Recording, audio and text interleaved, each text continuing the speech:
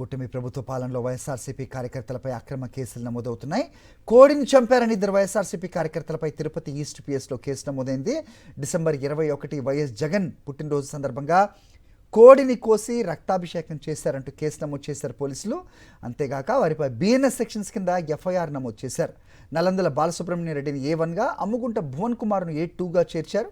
Road పక్కన కోడిని కోసి రక్తాభిషేకం చేయడం వల్ల ప్రజలు భయాందోళనకు గురయ్యారని పోలీసులు ఆరోపించారు. ఇద్దరు వైఎస్ఆర్సీపీ కార్యకర్తలను అరెస్ట్ చేసి తిరుపతి 2వ అదనపు జ్యుడిషియల్ కోర్టులో హాజరుపరచగా రిమాండ్ను తిరస్కరించారు న్యాయమూర్తి. దీంతో వీరిద్దరూ స్టేషన్ బెయిల్పై విడుదలయ్యారు. ఇదే అంశంపై అప్డేట్స్ మా కరెస్పాండెంట్ మూర్తి ఇస్తారు. మూర్తి, విడ్డూరంగా లేదా? సో మొత్తానికి కోర్టు రిమాండ్ని తిరస్కరించింది, స్టేషన్ బెయిల్ ఇచ్చినట్టుగా చూస్తున్నాం. ఏంటి మీ దగ్గర ఇన్పుట్స్? అది యొక్క కూటమి ప్రభుత్వం అధికారంలోకి వచ్చిన తర్వాత వైఎస్ఆర్ కాంగ్రెస్ పార్టీ కార్యకర్తలపైన, నాయకులపైన ఏ విధంగా తప్పుడు కేసులు పెట్టి ఇబ్బందులు పెట్టాలని చూస్తుందో ఈ యొక్క ఘటనలే ప్రత్యక్ష నిదర్శనంగా నిలుస్తున్నాయి.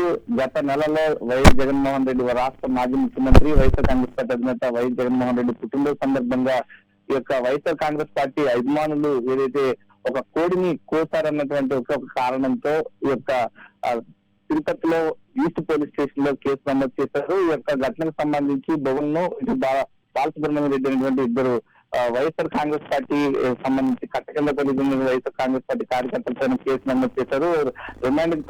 రిమాండ్ ఇచ్చినందుకు కోర్టులో హాజరుపరిస్తే జడ్జి ఈ యొక్క కేసుకు సంబంధించి రిమాండ్ తిరస్కరించడం జరిగింది. ప్రధానంగా ఇలాంటి చిన్న కేసుల విషయంలో ఇలాంటి కేసులు పెట్టడం ఏంటంటూ జడ్జి ప్రశ్నించినట్టుగా తెలుస్తోంది. ఈ యొక్క ఘటనకు సంబంధించి సొంత పూచీకత్తు పైన బెయిల్ తో విడుదల చేయడం, ఒక కోడిని కోసారనేటువంటి చిన్న విషయాన్ని కూడా ఇలాంటి కేసులు పెట్టి అరెస్ట్ చేయడం అనే దాని పట్ల ఇప్పుడు సర్వత్రా విమర్శలు వ్యక్తమవుతున్నాయి. యొక్క ఘటనకు సంబంధించి వాళ్ళని సొంత పూచీకత్తు పైన విడుదల చేయాలంటూ కోర్టు ఆదేశించింది.